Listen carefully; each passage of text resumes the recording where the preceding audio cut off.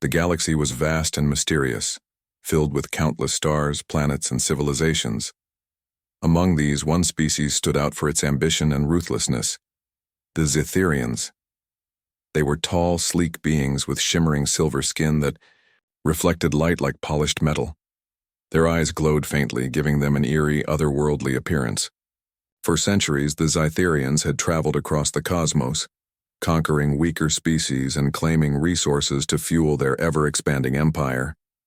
Their homeworld, Zitherian Prime, was a marvel of technology. Towers of glowing crystal stretched into the sky, powered by energy harvested from nearby stars. The air buzzed with the hum of machinery, and every citizen lived under the watchful eye of their supreme leader, Emperor Zorath.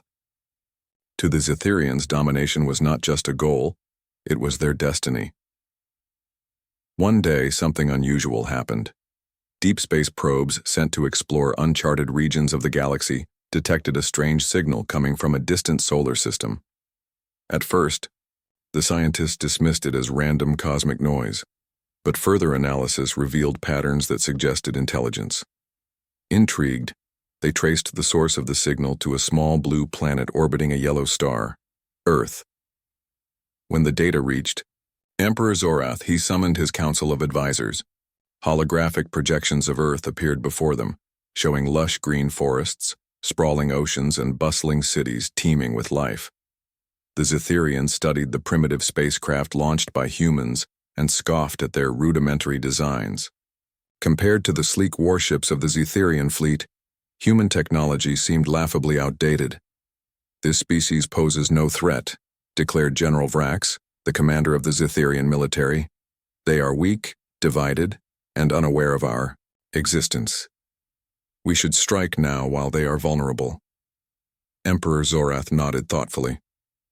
"Prepare the invasion fleet. This planet holds abundant resources we can exploit. Its inhabitants will either serve us or be eliminated." And so the order was given. A massive armada of warships left Zitherian Prime, heading toward Earth. Each ship bristled with devastating weapons capable of leveling entire cities. The Zitherians felt confident in their superiority. After all, no civilization had ever resisted their might. Meanwhile, on Earth, life went on as usual.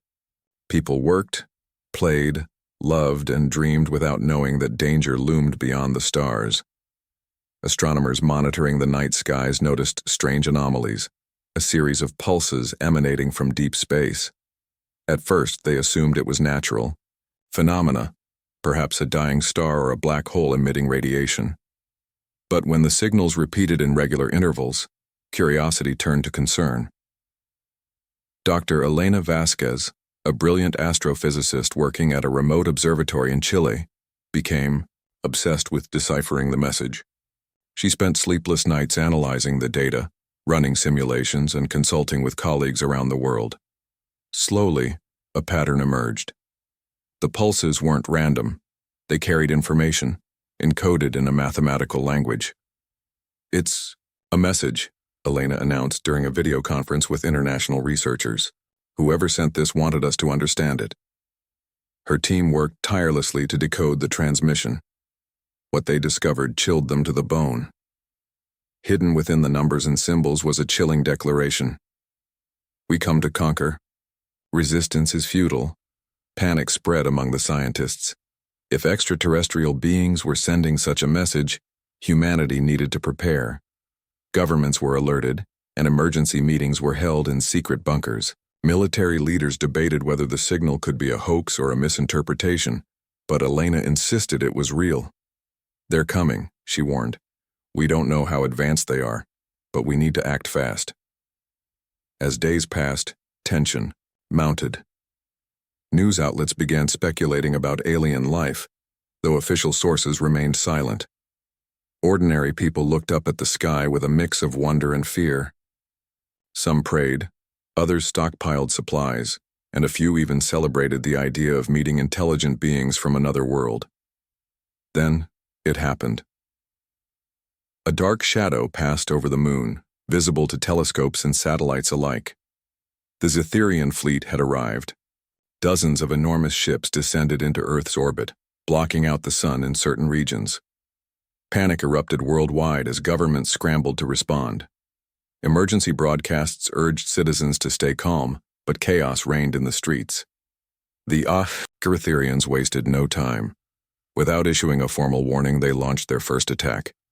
Cities crumbled under beams of searing energy fired from above. Skyscrapers collapsed, bridges shattered, and millions fled in terror. The invaders showed no mercy, targeting densely populated areas to instill fear and submission. In Washington, D.C., President James Carter addressed the nation from a secure location.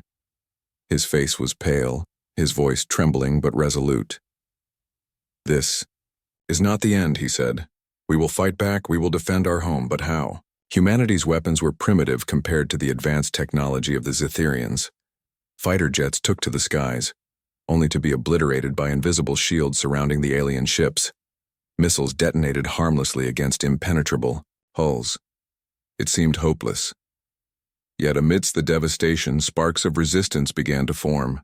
Survivors banded together, pooling their skills and resources. Engineers tinkered with salvaged debris from crashed scout vessels, trying to understand the alien tech. Hackers infiltrated communication networks searching for weaknesses. Civilians armed themselves with whatever they could find: guns, knives, even makeshift explosives. At the heart of this effort was Dr. Elena Vasquez. Determined to turn the tide, she led a team of scientists and engineers in reverse engineering fragments of alien equipment. Late nights turned into early mornings as they pieced together circuits and analyzed energy signatures. Finally, they made a breakthrough. "Their shields rely on electromagnetic fields," Elena explained to her team. "If we can disrupt those fields, we might have a chance." Using spare parts and stolen components, they built EMP, electromagnetic pulse devices capable of disabling alien systems. They also developed hacking tools to jam transmissions and confuse enemy sensors. These innovations wouldn't win the war overnight, but they gave humanity a fighting chance. Back on the Zitherian flagship, General Vrax watched the unfolding conflict with growing frustration. He had expected swift victory, not prolonged resistance. Reports streamed in of human ambushes, guerrilla tactics, and ingenious countermeasures. Even worse, some of his own soldiers expressed unease at the ferocity of their opponents. "Humans are more resilient than anticipated," Vrax admitted to Emperor Zorath during a holographic briefing, "but they remain inferior. With enough force, we will crush them." Zorath leaned back in his throne, his glowing eyes narrowing. "Do not underestimate them, General. Arrogance has been the downfall of many empires. Crush them quickly, or risk awakening a beast you cannot control." Little did the Zitherians know, they had already awakened that beast. Humanity, though battered and bruised, refused to surrender. United by desperation and driven by survival, they vowed to protect their planet at all costs. And so, the stage was set for a battle unlike any the universe had ever seen. A clash between two vastly different species, each determined to emerge victorious. The Zitherians had underestimated humanity's spirit, and they would soon learn that attacking Earth was the biggest mistake they could have made. The first wave of attacks had devastated Earth. Cities lay in ruins, millions were dead or displaced, and the skies remained darkened by the looming alien ships. But despite the chaos and despair, something remarkable began to happen. Humanity refused to give up. In the aftermath of the initial assault, people from all walks of life came together. Soldiers, scientists, engineers, farmers, teachers, even children did whatever they could to resist the invaders. It wasn't just about survival anymore. It was about protecting their home, their families, and their future. The Zitherians had underestimated one critical factor: the unbreakable spirit of humanity. Dr. Elena Vasquez's breakthrough. At a secret underground lab in the Nevada desert, Dr. Elena Vasquez worked tirelessly with her team. They had salvaged pieces of crashed alien scout ships and were reverse engineering the technology. Every hour counted, and sleep was a luxury none of them could afford. One night, after days of trial and error, they finally cracked a key piece of alien tech, a small device that generated an electromagnetic shield. By studying its inner workings, Elena realized the shields weren't impenetrable. They could be disrupted by powerful electromagnetic pulses, EMPs. "This is it," she said, holding up the prototype EMP device. "If we can replicate this on a larger scale, we can disable their weapons and shields long enough to strike back." Her team cheered, but Elena knew the road ahead would still be difficult. Building enough EMPs to make a difference would require resources, manpower, and time, things humanity didn't have much of. Still, it gave them hope. For the first time since the invasion began, there was a glimmer of light in the darkness.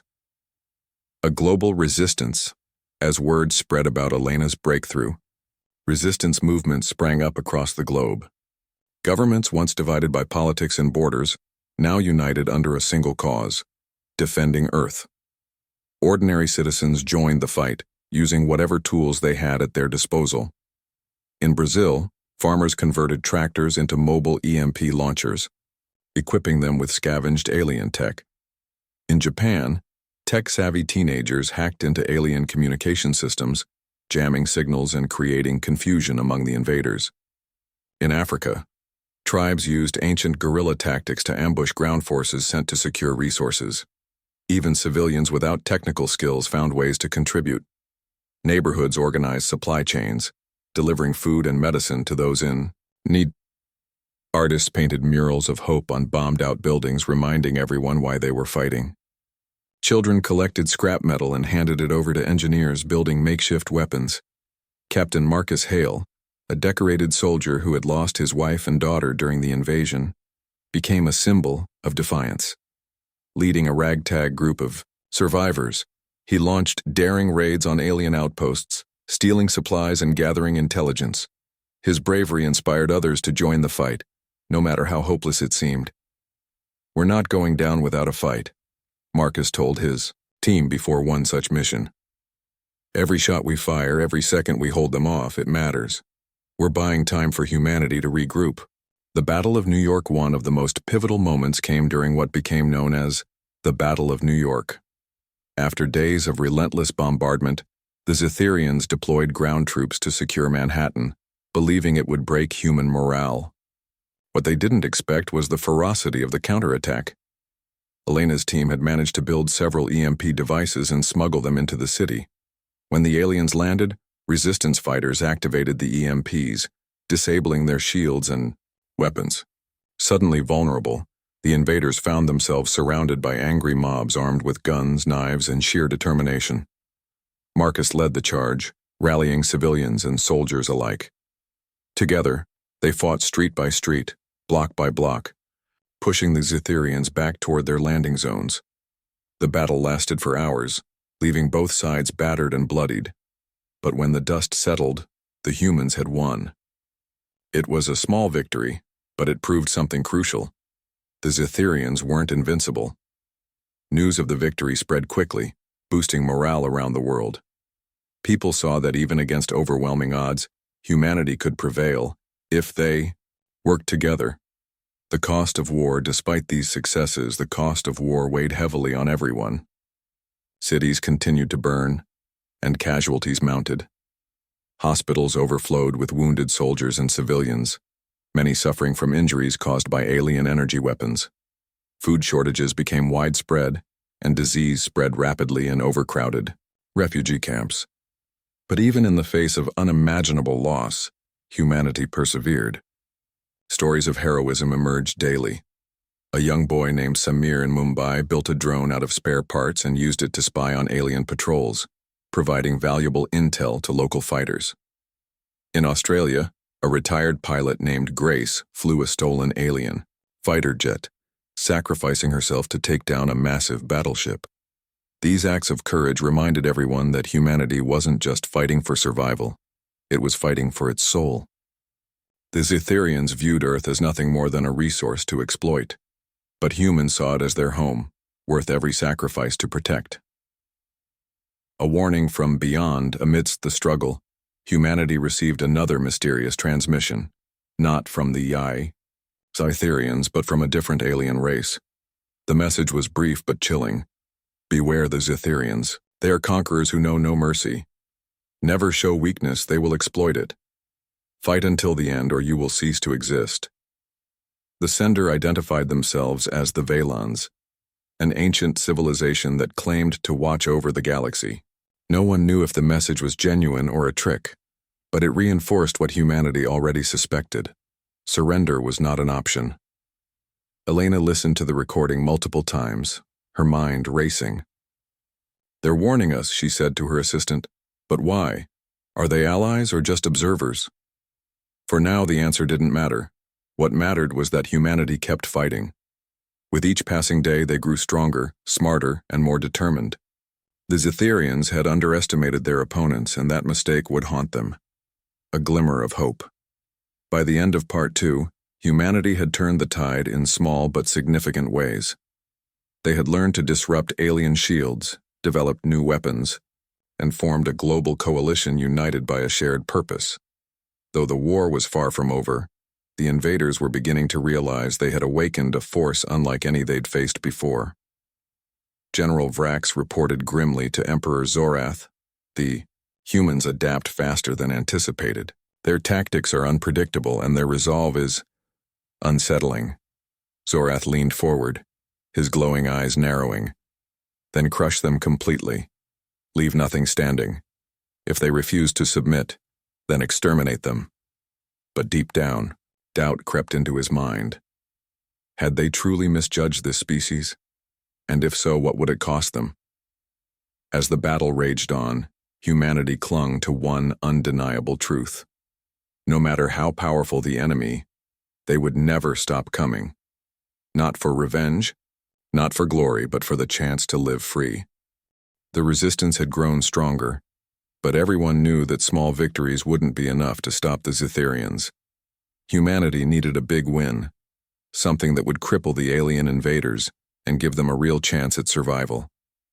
The plan was risky, almost suicidal, but it was their only shot. The mothership plan, Doctor. Elena Vasquez stood in front of a holographic map of Earth's orbit, pointing to a massive alien ship hovering above the planet. "This is their mothership," she explained. "It controls all the smaller ships and coordinates their attacks. If we can destroy it, we'll cripple their entire fleet." Her team nodded, though their faces showed a mix of determination and fear. They all knew what this meant. Flying directly into enemy territory, past layers of defenses, and risking everything for one desperate strike. Captain Marcus Hale stepped forward. His voice was steady, though his eyes betrayed the weight of what he was about to propose. "I'll lead the mission. We'll use the prototype starfighters we've been building. They're armed with EMPs and experimental weapons reverse-engineered from alien tech. If we time it right, we might just pull this off." Elena hesitated. She respected Marcus's bravery, but she also knew how dangerous this mission would be. "You'll be outnumbered and outgunned," she warned. "Even if you disable their shields, you'll only have seconds to hit the core reactor before they regroup." Marcus smiled grimly. "We've faced worse odds. Besides, we don't have a choice. If we don't do this, they'll keep hammering us until there's nothing left." With no other options, the decision was made. A team of 12 pilots, handpicked for their skill and courage, prepared for the most dangerous mission of their lives. Building the starfighters in hidden hangars around the world, engineers worked day and night to construct the prototype starfighters. These ships were unlike anything humans had ever built before. A fusion of Earth's ingenuity and stolen alien technology. Sleek and fast, they were equipped with EMP cannons, hacking systems, and reinforced hulls designed to withstand enemy fire. Lieutenant Arjun Patel, a young engineer-turned-pilot, played a key role in designing the fighters. He spent hours fine-tuning the controls, making sure every system worked perfectly. "These ships are our best chance," he told his crew. "If we fail, humanity fails with us." As the final touches were added, the pilots trained relentlessly. Simulations mimicked the chaos of space combat, teaching them how to dodge enemy fire, exploit weaknesses, and work as a team. Each pilot carried the hopes of millions on their shoulders. The mission begins on the night of the attack. The air buzzed with tension. The 12 pilots suited up, climbing into their starfighters. Marcus gave a final pep talk over the comms. "Remember why we're doing this," he said. "For our families, for our planet, for the future. No matter what happens, we fight until the end." The starfighters launched silently, slipping through Earth's atmosphere and heading straight for the mothership. Their engines glowed faintly against the dark void of space, blending in with the stars. For now, they remained undetected.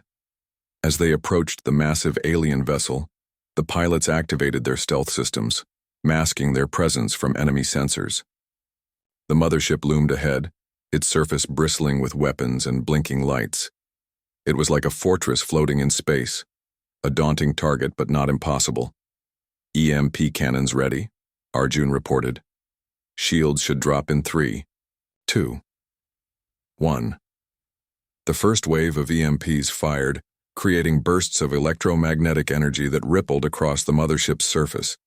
For a brief moment, the protective shields flickered and disappeared, leaving the ship vulnerable. "Now," Marcus shouted. The starfighters surged forward, dodging flak cannons and laser blasts as they raced toward the exposed hull. Explosions lit up the darkness as they unleashed their payloads, targeting critical systems and weak points. One by one, sections of the mothership began to collapse. But the Zetherians weren't giving up without a fight. Swarms of smaller fighter ships poured out of the mothership, firing relentlessly at the human pilots. The battle turned chaotic, with ships spiraling out of control and debris scattering across space. Sacrifices made one by one, the human pilots fell.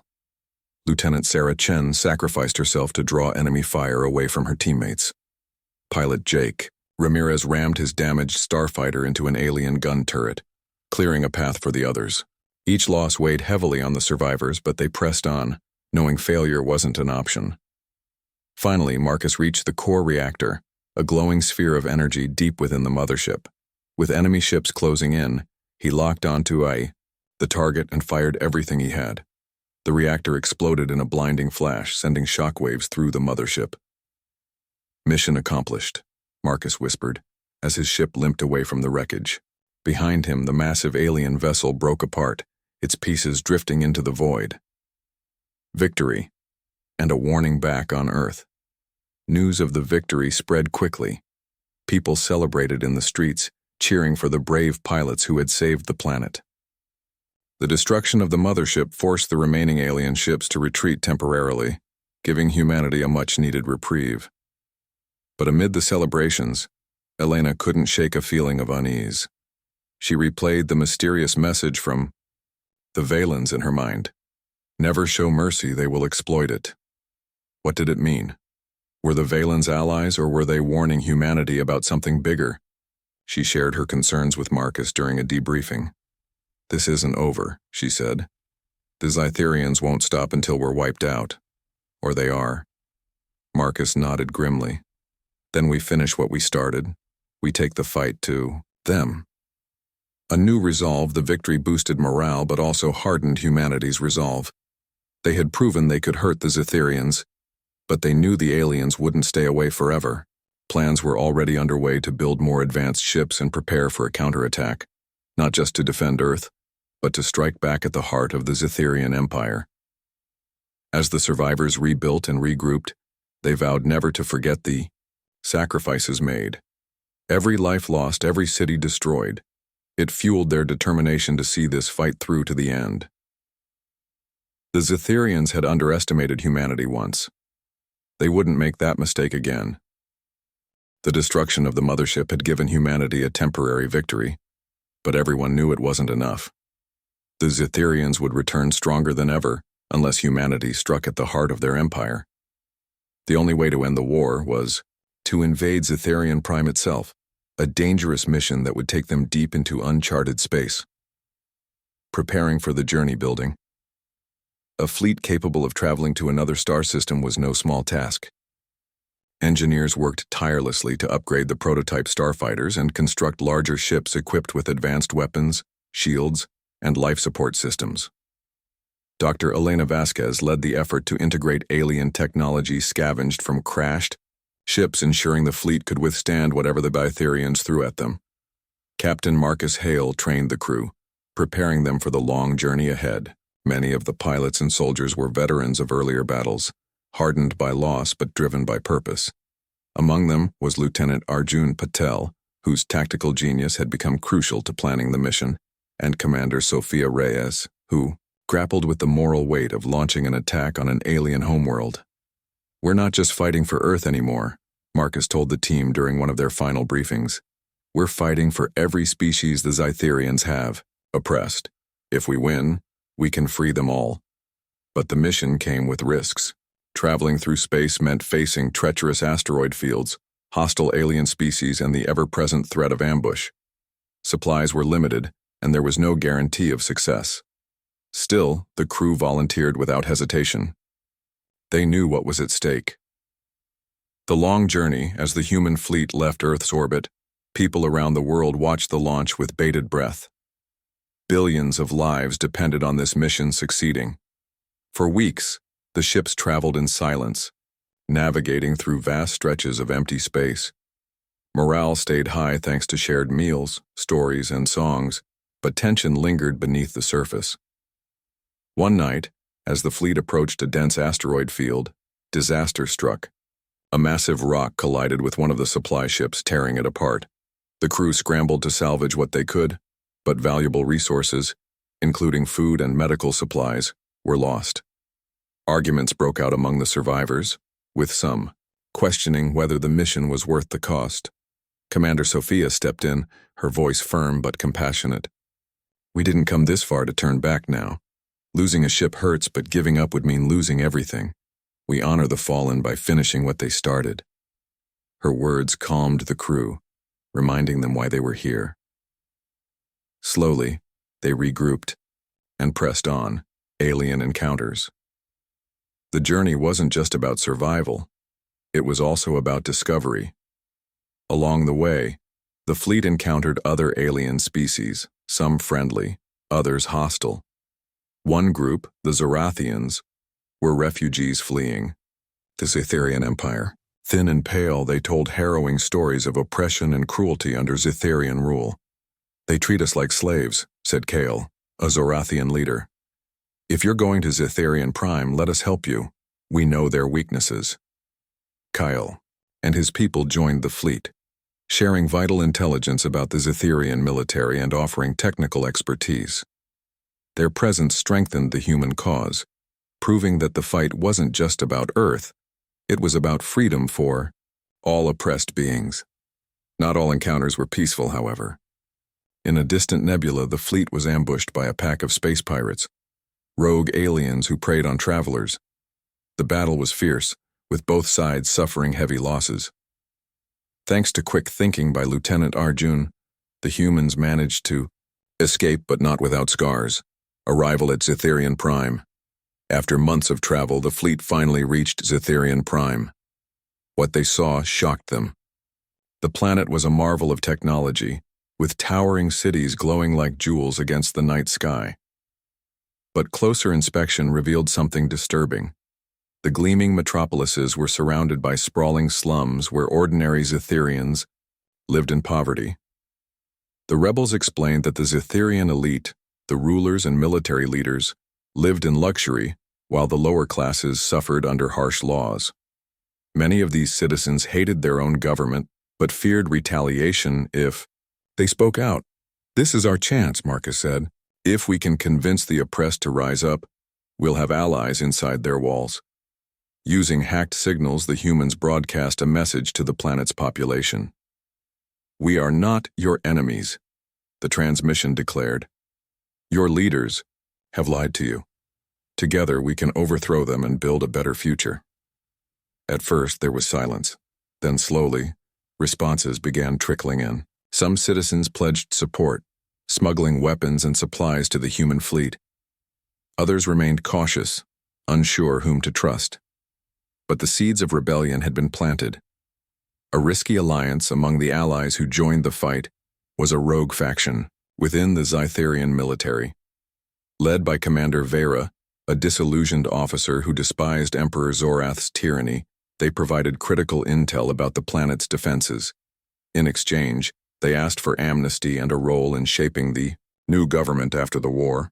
It's risky, Marcus admitted to Elena. Can we trust them? Elena sighed.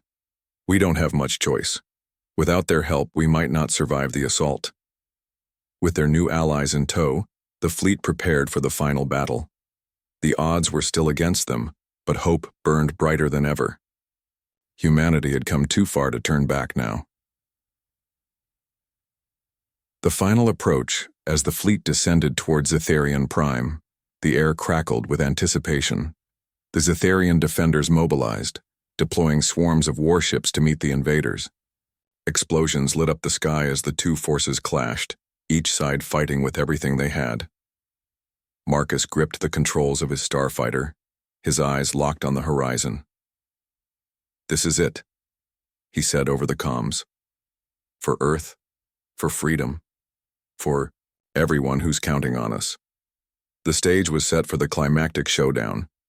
Humanity had proven time and again that they wouldn't back down, no matter the odds. Now, they would face their greatest challenge yet, and determine the fate of the galaxy. The skies above Zetharian Prime burned with fire as the final battle began. Humanity's fleet clashed with the Zetharian Armada in a chaotic frenzy of explosions, laser blasts, and debris.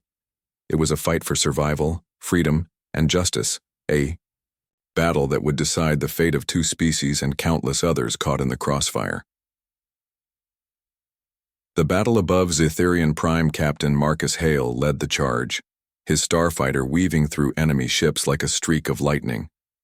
Behind him, the human fleet fought with everything they had, using EMPs, hacking tools, and sheer determination to hold their ground.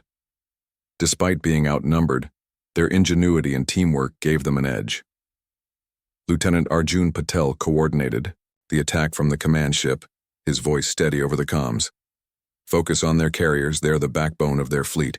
Take them out, and we'll cripple their ability to fight. One by one, the massive alien carriers fell, exploding, in bursts of light that illuminated the battlefield. But the cost was high. Human ships were destroyed just as quickly, their crews sacrificing themselves to protect their comrades. Every victory came at a price. Commander Sophia Reyes watched the carnage unfold, her heart heavy with grief. She had always believed in the mission, but seeing so many lives lost weighed on her soul. Still, she reminded herself why they were here, to end the cycle of oppression once and for all. Stay strong, she told her crew. We're fighting for something bigger than ourselves. For every person who suffered under the Zetharians, we keep going. A shocking intervention. Just when it seemed the tide might turn against humanity, something incredible happened. A fleet of unfamiliar ships appeared on the horizon, sleek golden vessels glowing with energy. They belonged to the Valens, the ancient alien race that had sent the cryptic warning earlier. The Valens didn't engage directly, but instead used their advanced technology to disrupt the Zetharian defenses. Their ships emitted pulses of energy that disabled enemy weapons and shields, giving humanity a crucial advantage. Then, as quickly as they arrived, they disappeared into the void, leaving behind only silence. Elena Vasquez stared at the holographic display, stunned.